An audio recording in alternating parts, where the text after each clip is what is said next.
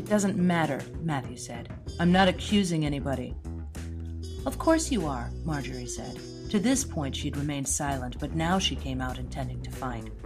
You're not accusing anyone in particular, maybe, but sure as hell you're saying one of us gave the poison to the priest. If you think it was me or Melvin, I want you to say so now. I want to hear you say it, and I want to know why you think it. Is it because Melvin is smarter than you? Is it because Peggy and I were the ones who convinced Dad to cancel his insurance? Under Kazakhstani law, in order for a mosque to be recognized and permitted to continue, it must pass review for structure of traditional Islam by the Spiritual Administration of Muslims of Kazakhstan.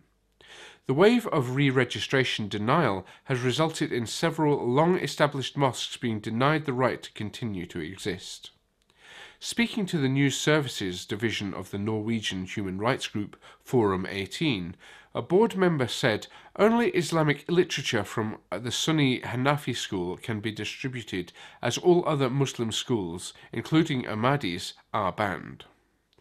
Ahmadiyya is a 19th century Sunni Islamic tradition which began in India.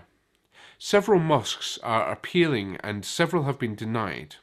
According to some of those involved in the appeals, the authorities hearing the arguments are insisting that sermons be conducted only in Kazakhstani, a provision which does not exist in the letter of the law.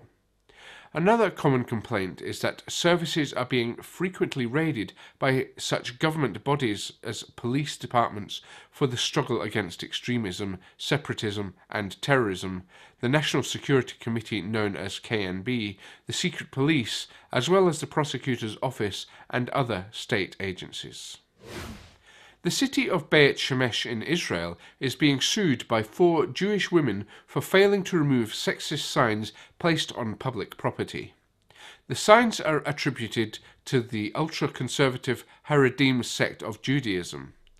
The Haredi believe that women should follow the conservative Zunite concept with regard to dress code and conduct.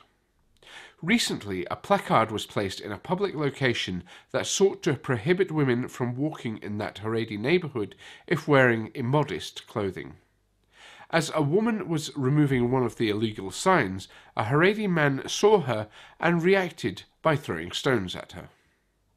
The unidentified woman was quoted by an Israeli news outlet as saying, "There's a threatening atmosphere here due to repeated violence against women who the attackers think are not dressed appropriately." The women filed their lawsuit with help from the Israeli Religious Action Center, or the RAC. Beit Shemesh Mayor Moshe Abutbal has been harshly criticized for avoiding Haredi violence and extremism. Spokesperson for the city of Beit Shemesh, Matanya Rosenslog, said there were multiple efforts to remove the aforementioned signs in coordination with the police, but new signs were put up immediately, and municipal supervisors do not have the power to deal with a situation like that. A national outcry for action occurred last year after Israeli television news covered a similar story on the topic of Haredi violence. That broadcast highlighted several grade school girls who were repeatedly chased by adult Haredi men who spit on them and shouted "whores" for their supposedly immodest attire.